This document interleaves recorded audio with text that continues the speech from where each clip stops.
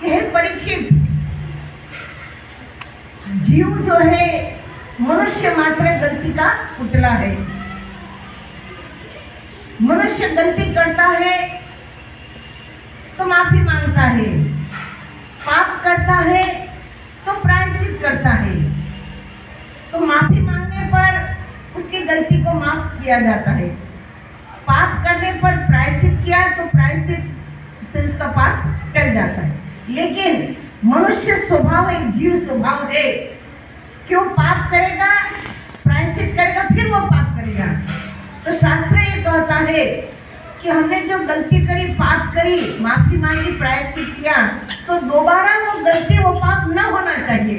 अगर हम दोबारा वही करते रहेंगे तो उस पाप का न प्रायश्चित माफ है, न गलती की माफी माफ है। तो परीक्षित राजा ने पूछा कि अंतरात्मा से पाप करने की और गलतियां करने की प्रवृत्ति समूल नष्ट हो जाए, समझ रहे हो, समूल नष्ट हो जाए, अंतर्गत से वो प्रवृत्तियां समूल नष्ट हो जाए, इसके लिए क्या करें?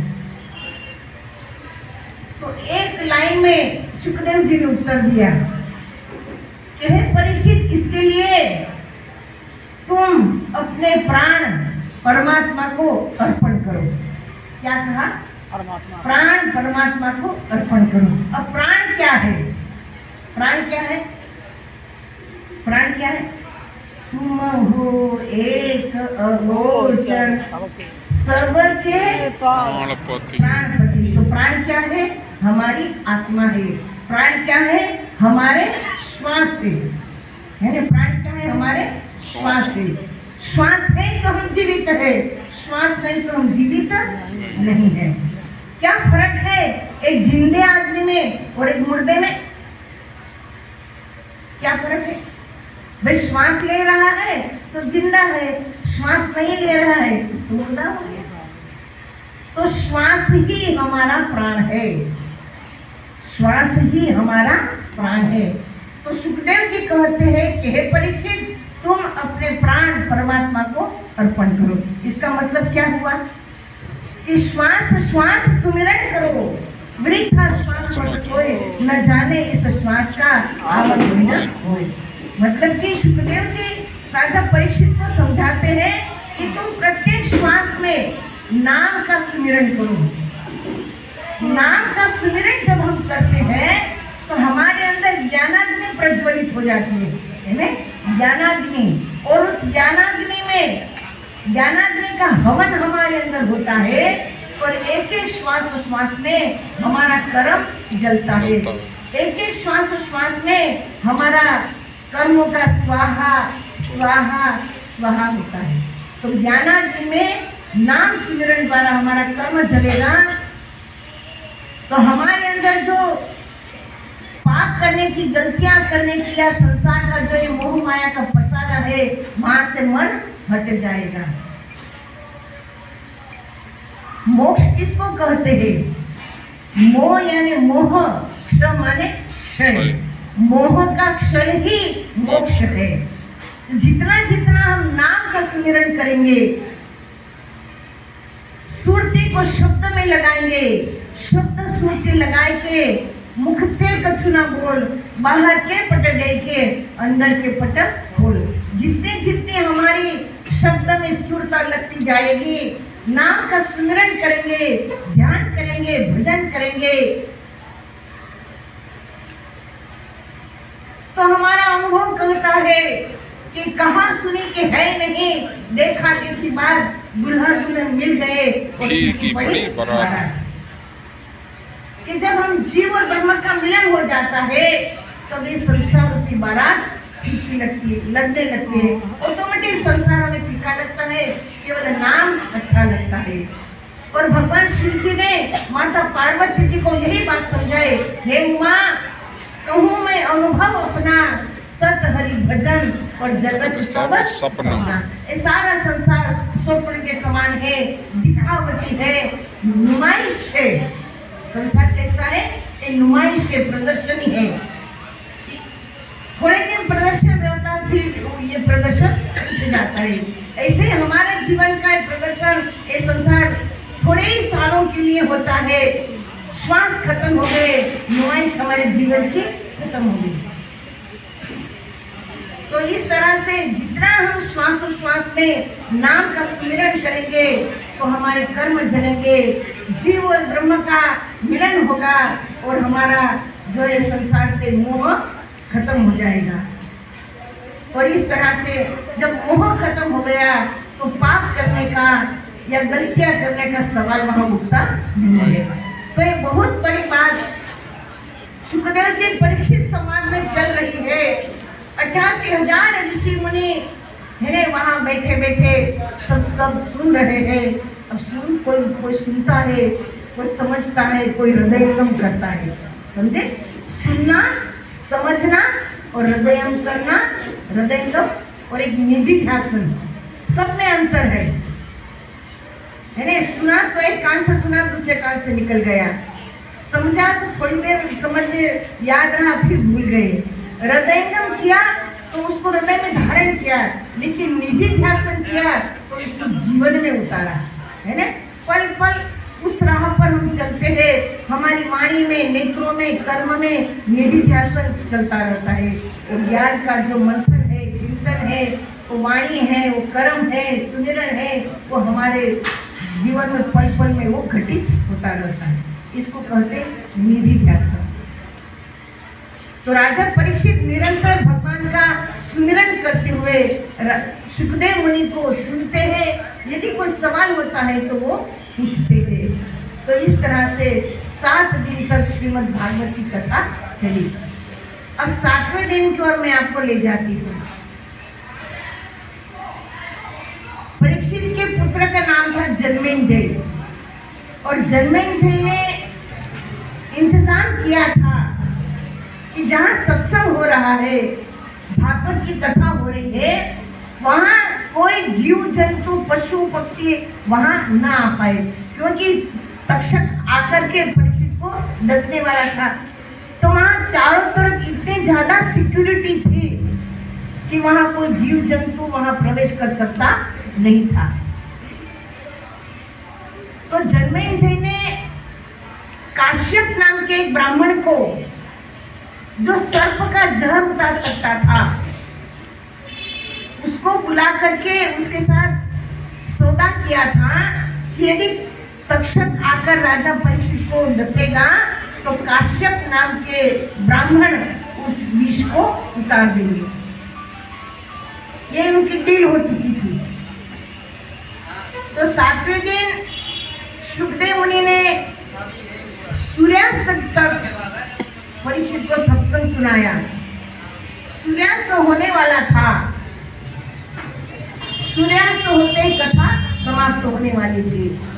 तो सुखदेव मुनि राजा परीक्षित से कहते हैं कि हे परीक्षित, 7 दिन तक मैंने तुम्हें सत्संग सुनाया, ज्ञानामृत का पान कराया, तुमने इसका निधि ध्यासन किया, और अभी सूर्यास्त होने वाला है, तक्षक आएगा।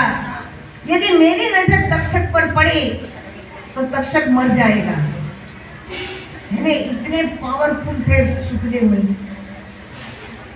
लेकिन तुम्हारी मृत्यु सर्पदंश से ही लिखी है, और ये मृत्यु ऐसी थी, मां भागवत में लिखा है कि जब राजा परीक्षित का जन्म हुआ तो परीक्षित के दादा युधिष्ठिर महाराज ने उनकी जन्म कुंडली बनवाई। तो उस समय के जो कुंडली बनाने वाले थे वो बड़े नीतिज्ञ थे, शास्त्रों के रहस्य को समझने वाले थे, नक्षत्र तारा के गणित को समझने वाले थे, और उन्होंने भली भांति उनके जन्माक्षर, उनकी कुंडली बनाई, और उसमें उन्होंने जाहिर किया कि राजा परीक्षित धार्मिक होंगे, वे अपने जीवन में कई धार्मिक कार्य करेंगे, कई अश्वमेध यज्ञ करेंगे, पूरा जीवन धर्म में होगा, लेकिन मृत्यु सर्पदंश से होगी। सर्पदंश से मृत्यु का मतलब है अकाल मृत्यु, ये मृत्यु अच्छी नहीं मानी जाती। तो युधिष्ठिर महाराज कहते हैं कि जब सब अच्छा है तो मृत्यु सर्पदंश से क्यों? कहीं गलती हो रही, फिर से गणना करो, फिर से देखो। फिर से सबने बहुत ध्यान से उनके जन्म कुंडली बनाई तो कहा कि ये तो अटल सत्य है कि परीक्षित की मृत्यु सर्पदंश से होगी। लेकिन फिर सबने ये कहा कि परीक्षित की मृत्यु सर्पदंश से तो होगी, लेकिन परीक्षित की ये मृत्यु ऐसी होगी जिसको कहा गया अंतिम मृत्यु। क्या कहा? अंतिम मृत्यु। अंतिम मृत्यु का मतलब है कि दोबारा उनका जन्म मरण होगा नहीं, उनकी मुक्ति होगी, और ये मुक्ति ऐसी होगी जिसको पूरा संसार याद रखेगा, जिससे पूरा संसार प्रेरणा लेगा, है ना? ऐसी मुक्ति होगी। तो ये शुभ मुक्ति है, शुभ मरण है, इसमें दुख मानने का कोई कारण नहीं। तो सुखदेव मुनि कहते हैं कि ऋषि का श्राप मीठा नहीं होता और तुम्हारी मृत्यु इसी तरह होनी है, तुम्हारी मुक्ति ही होगी, चिंता ना करो। तो सुखदेव मुनि कहते हैं कि अब मैं यहाँ ज्यादा समय रुक नहीं सकता, बोलो तुम्हारी अब क्या इच्छा है? तो परीक्षित कहते हैं कि हे गुरु महाराज जी, आपने मुझे भागवत दिया, मतलब भगवान से परिचय कराया, आत्मज्ञान दिया, परमात्मा का दर्शन कराया, 7 दिन तक मेरी चित्त वृत्ति को उस आत्म ज्योति में, उस प्राणों में पिरो के रखा। मैं आपका बहुत बहुत आभारी हूँ और मैं अभी आपके चरणों की पूजा करना चाहता हूँ, गुरु दक्षिणा देना चाहता हूँ। और इस तरह से राजा परीक्षित ने गुरु महाराज जी के चरणों की पूजा करी, वंदना करी, प्रार्थना करी, विनय अनुनय करी, धन्यवाद माना और उन्हें गुरु दक्षिणा में फल फूल दिया। तो सज्जनों, इधर सूर्यास्त होने का समय था, काश्यप ब्राह्मण आ रहे थे परीक्षित राजा के पास, और तब तक्षक ने श्रृंगी ऋषि से अंदर का तार जोड़कर पूछा कि मेरे लिए क्या आज्ञा है, क्योंकि अब थोड़े समय में सूर्यास्त होगा और राजा परीक्षित को दसने जाना है, अब मेरे लिए क्या आज्ञा है। तो श्रृंगी ऋषि ने तक्षक को कहा कि वो काश्यप ब्राह्मण आ रहा है, कश्यप मुनि अलग है और काश्यप ब्राह्मण अलग है, कि वो ब्राह्मण आ रहा है, उसको रास्ते से हटाओ पहले। तो तक्षक मनुष्य रूप धारण करके काश्यप नाम के ब्राह्मण के पास गए और कहा कि इसे दौड़े दौड़े महाराज कहाँ जा रहे हो? बोले परीक्षित को भी तक्षक काटेगा तो जहर उतारने जा रहा हूँ। तो कहा कि आप अगर तक्षक का जहर उतारोगे तो आपको क्या मिलेगा? बोले जन्मेंगे, खजाना देगा, बख्शिश देगा, इनाम देगा, रुपया पे मिलेगा हमें। तो तक्षक कहते हैं कि आपके पास क्या प्रमाण है कि आप तक्षक का जहर उतार सकते हो? तो बोले तो परीक्षा ले लो। तो वहां पर एक बहुत बड़ा पेड़ था, तक्षक ने उसको काटा तो पेड़ पूरा जल गया, और उस जले हुए पेड़ को काश्यप ब्राह्मण ने अपने विद्या द्वारा उसको फिर से हरा भरा कर दिया। तो कहा तुम तो जल उतार सकते हो, तो प्रमाण मिल गया। तो जन्मेंगे तुम्हें इतना खजाना देंगे, हम तुम्हें इतना खजाना देंगे, प्रलोभन, चलो हमारे नागलोक में चलो। तो काश्यप ब्राह्मण सोचने लगे कि यदि मैं परीक्षित को नहीं बचाता तो समाज मुझे स्वार्थी कहेगा। लेकिन फिर तक्षक ने समझाया कि समाज स्वार्थी कहने के डर से यदि आप परीक्षित के जहर को उतारोगे तो जो परीक्षित द्वारा समाज को, संसार को जो उपदेश मिलना है, जो प्रेरणा मिलनी है, जो संदेश मिलना है, वो नहीं मिलेगा। और एक ऋषि का श्राप मिटना नहीं जाता। और ये विधि का विधान भी है, इसलिए आप इस काम में बाधा मत बनो। काश्यप ब्राह्मण ने इस पर भी विचार किया और तब काश्यप ब्राह्मण वहां गए नहीं। फिर श्रृंगी ऋषि ने कहा कि अब मेरे लिए क्या आज्ञा है। तो श्रृंगी ऋषि ने तक्षक को अंदर का तार जोड़कर संकेत दिया कि जो फल शुकदेव मुनि को अर्पण करने के लिए आ रहे हैं उस फल में सूक्ष्म रूप से छुपो, है ना। तो तक्षक उस फल में सूक्ष्म रूप से छुप गए, क्योंकि जो भी सामान वहां अंदर आता था वो पूरी सिक्योरिटी है ना चेकिंग करके आ रहा है, समझ रहे हो। तो फल तो शुकदेव मुनि को चढ़ाने के लिए जा रहे थे, वो सारी सिक्योरिटी तो हो गई, चेकिंग तो हो गया, लेकिन फल के अंदर तक्षक छुपा है ना। तो इस तरह से तक्षक वहां पर आ गया। और जब राजा परीक्षित ने शुकदेव मुनि के चरणों की पूजा करके गुरु दक्षिणा में उनको जब फल फूल अर्पण किए और फिर परीक्षित कहने लगे कि हे गुरु महाराज जी, अब आप मेरे मस्तक पर वरद हस्त रखे। वरद हस्त का मतलब है कि जो उपदेश भाई बहन है वो समझेंगे, उन्होंने जाते जाते उनको प्रकाश की क्रिया कराई, है ना। शुकदेव मुनि ने जाते जाते परीक्षित को प्रकाश की क्रिया कराई और उनको ध्यान में बिठा करके शुकदेव मुनि वहां से चले गए और कहा कि जो भी हमारी गुरु दक्षिणा देनी है हमारे आश्रम में पहुंचा देना। वो तो साथ में लेके गए नहीं और राजा परीक्षित बैठ गए ध्यान में, और ध्यान में उन्होंने अपनी सुरता को शून्य में चढ़ा लिया, प्राणों को ब्रह्मांड में रोक लिया और उन्होंने समाधि लगा ली और अपने है ने सहस्त्रधार चक्र से उन्होंने अपने प्राणों का त्याग किया, अपने प्राणों का विसर्जन किया। और उसके बाद जो है तक्षक फल में से बाहर निकला और परीक्षित के सीधे पांव के अंगूठे को डसा और उस समय उनका शरीर जल के भस्म हो गया।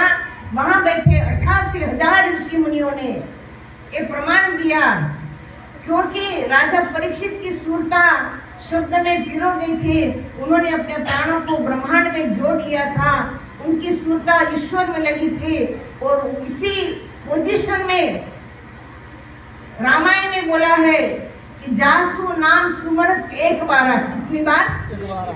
जासु नाम सुमरत एक बार। एक बार का मतलब क्या है? हम तो इतने वर्षों से सुमिरन कर रहे हैं, लेकिन यहाँ एक बार बोला जासु है ना, एक बार। एक बार का मतलब है कि अंत काले च मामेव स्मरण मुक्त्वा कलेवरम यह प्रयत्न सुमद्भावयति नास्त्रेत्र संशयम, कि मृत्यु के अंतिम श्वास में वो एक बार जो व्यक्ति नाम का सुमिरन करता हुआ, जो जीव मेरे उस ज्योति प्रकाश का ध्यान करता हुआ अपने स्थूल देह का त्याग करता है, वो मेरे लोक में आता है, उसका जन्म मरण आवागमन हमेशा के लिए समाप्त हो जाता है। यह एक बात।